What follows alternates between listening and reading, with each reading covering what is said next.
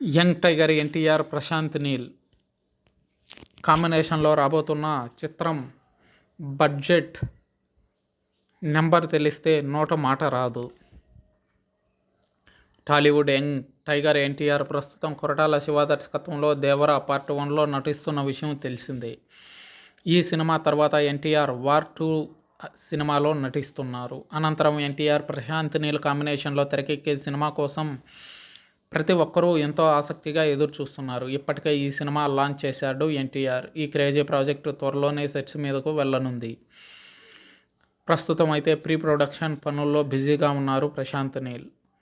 అదేవిధంగా ప్రశాంత్ నీల్ సలార్ 2 పైన కూడా కాన్సన్ట్రేషన్ చేస్తున్నారు. ఇప్పుడు ఈ సినిమా బడ్జెట్ డీటెయిల్స్ బయటకు వచ్చాయి. ఈ నెంబర్లు వింటే కాస్త షాక్ అవ్వాల్సిందే.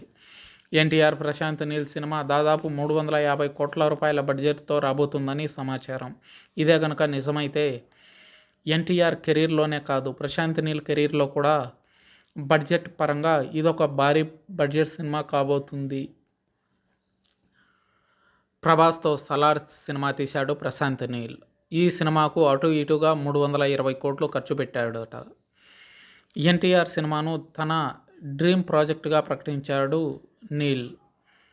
ఈ సినిమాకు 350 కోట్ల రూపాయలకు పైగానే ఖర్చు అవుతున్నట్లు కోట్ చేశారు.